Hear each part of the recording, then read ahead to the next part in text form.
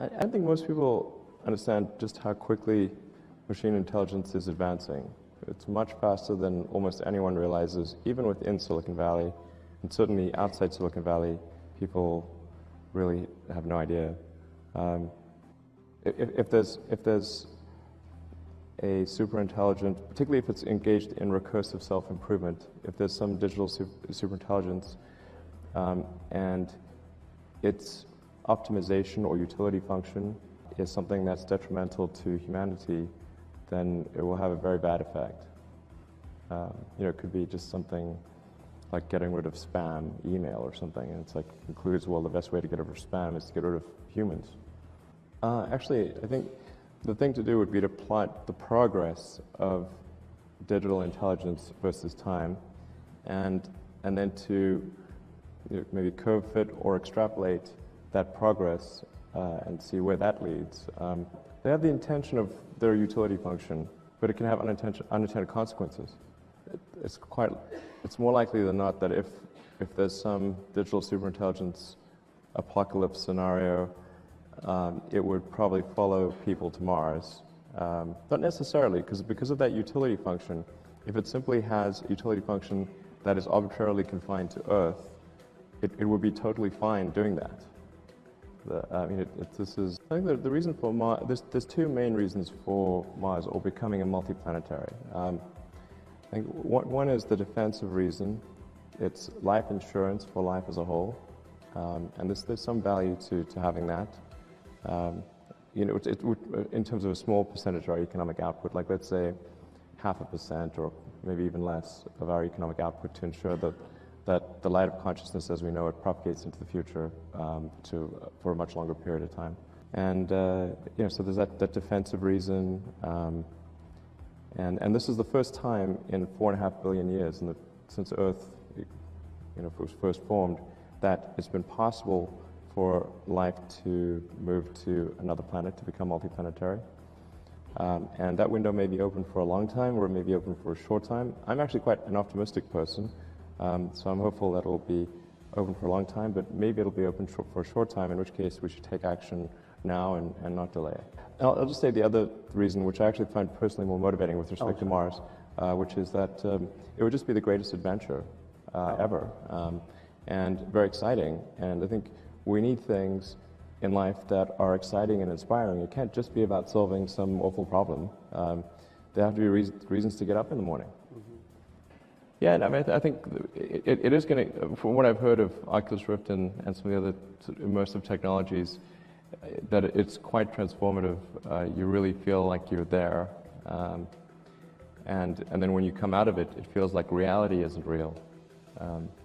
So I think we'll see probably less physical movement in the future as a result of the virtual reality stuff. Well, I mean, there's some interesting things here on the virtual reality front. Just on the whole notion of a simulation, which is that if you extrapolate into the future and say, well, how good, let's say, will video games be in 100 or 200 or 1,000 years from now? If there's continued improvement and you're in a full body haptic suit with a sort of surround vision, and it becomes, beyond a certain resolution, indistinguishable from reality. And there are likely to be millions, maybe billions of such simulations. So then, what are the odds that we're actually in base reality? Isn't it 1 in billions?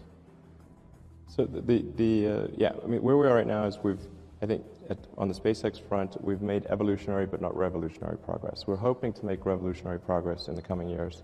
But the key breakthrough that we're aiming for is to be able to have the rocket booster come back and land. It's been expendable rockets up till now, really, except for the space shuttle was partly reusable, but it was extremely difficult to refurbish for flight. You needed 10,000 people needed to work 9 months to refurbish the space shuttle. So what we really need is rapid and complete reusability, like an aircraft or a car or really any mode of transport is, besides rockets, is reusable horse, bicycle, you can think of almost anything. But imagine if that mode of transport was not reusable. So very, very unfortunate in the case of the horse. But even like in cars, like if you could use a car once, and you'd have to buy a new car every time you took a journey, odds are you would not buy many cars, because they would be very expensive. So reusability essentially opens the door for reducing the cost of spaceflight by a factor of 100 or more. Yeah, in the beginning there was no government. I funded SpaceX entirely with the proceeds from PayPal. We got our first government contract about 5 or 6 years after starting the company from NASA. But I should say about NASA's maybe a quarter of our flights, 3/4 are commercial. I'm not exactly sure whether we're at the right number for basic research. I mean, I'm a fan of research, so I'd be in favor of spending more money on that, allocating more resources to basic research. But I think the government's doing quite a bit. I mean, NASA's doing a lot of things. We've obviously got the rovers on Mars. We've got the Hubble, things like the Hubble telescope, the upcoming James Webb telescope. There are planetary probes and Earth science missions launching all the time. So NASA's doing quite a lot. I'm not sure about the flying cars. I mean, that's not to say I don't think there should be flying cars. I mean, but if the sky was full of cars flying all over the place, then it would affect how things look. It would affect the skyline, and it would be noisier, and there would be a greater probability of something falling on your head. Those are not good things. On the other hand, that you could be able to go from one place to another faster. But I think actually, if you eliminate the choke points in cities, then there's really not that much traffic outside of the choke points. So you look at in suburban streets, you don't see a lot of. The traffic doesn't choke things. It's really on the highways and major arteries, and it's because the cities grew way bigger than them. What Tesla's going to do is stationary storage of, in a very large-scale way, because it's very important to pair battery packs with solar power, and for wind it's even more important. So with the Gigafactory that we're creating in Nevada, we're going to create probably tens of gigawatt hours per year of stationary storage on the battery front. So there's a lot coming for sure.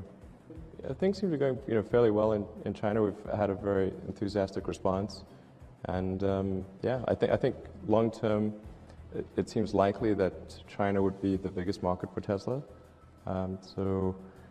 Really optimistic about things over there.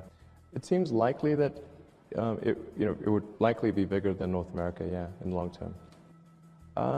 The government's been pretty good. I mean, there is certainly, in terms of the incentive structure, it does favor local production, but overall, it's I think it's not been too much of an issue.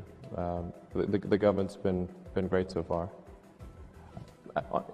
This may sound trite, but I honestly think tunnels should be given a lot more consideration. If you look at a city, if you look at we have all these apartment buildings and office buildings, and they're on many levels. Like they're could be like an average of in Manhattan. I don't know what is an average of like 30 stories or something like that. But then you've got a street which is 1 story. This is an obvious issue. Like you have a 30-to-1 ratio of Yeah, and you can have tunnels too. The tunnels don't have to follow the buildings. They can go diagonally through the basement. Yeah. Yeah, and you can have as many levels as you want. Mm-hmm. So it's really just the cost of building the tunnels, but really, a tunnel's a hole in the ground. Like, how hard can it really be? I mean, it seems like if some entrepreneurs put their effort into building tunnels. Yeah, I mean, within cities, it's sort of tunnels and tubes. And I mean, for long distance travel, I really think that the vertical takeoff and landing electric supersonic aircraft is the way to go. Right. I think it's very doable.